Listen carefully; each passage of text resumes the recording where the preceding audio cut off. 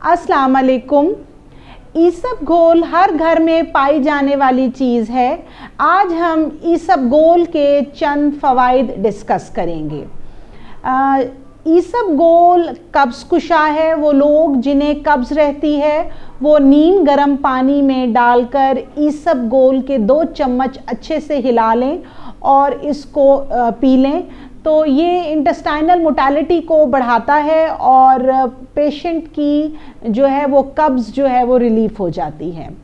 इसके अलावा वो लोग जिन्हें लूज़ मोशन है, डायरिया है और साथ वॉमिटिंग है, ईसबगोल उसके लिए भी बहुत अहम है। इसके लिए एक तो आप कम पानी के साथ ईसबगोल लें और 1 चम्मच ईसबगोल का इस्तेमाल करें तो ये लूज़ मोशन के लिए बहुत बेहतर है।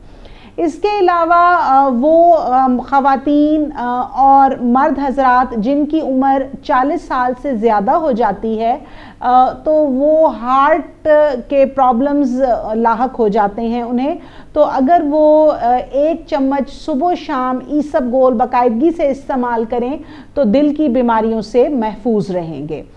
वो लोग जिनको ब्लड प्रेशर ज़्यादा होता है और सडनली बहुत ज़्यादा हो जाता है जैसे 160, 170 या 180 पे, तो वो फौरी तौर पर 1 गिलास पानी में 2 चम्मच ईसबगोल डालकर ले लें तो इससे उनका ब्लड प्रेशर जो है वो नॉर्मल हो जाता है और मरीज़ जो है वो बेहतर महसूस करते हैं।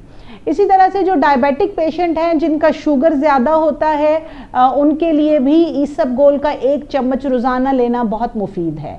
वो लोग जिनको मैदे की तेज़ाबियत का मसला है उनको चाहिए कि वो दही में डालकर 1 चम्मच ईसबगोल रोज़ाना इस्तेमाल करें। ये मैदे की दीवार के ऊपर एक कोटिंग सी बना लेता है तो तेज़ाब जो है वो फिर मैदे की दीवार को डैमेज नहीं कर सकता और मैदे की तेज़ाबियत जो है वो बहुत हद तक बेहतर हो जाती है। फिर ऐसे मर्द और ख़वातीन जो अपना वज़न कम करना चाहते हैं वो रात को सोने से पहले नीम गर्म पानी में 2 चम्मच ईसबगोल डाल के सोने से पहले इस्तेमाल करें तो ये वेट को भी रिड्यूस करता है और पेट की चर्बी को कम करने में मदद देता है। Thank you so much.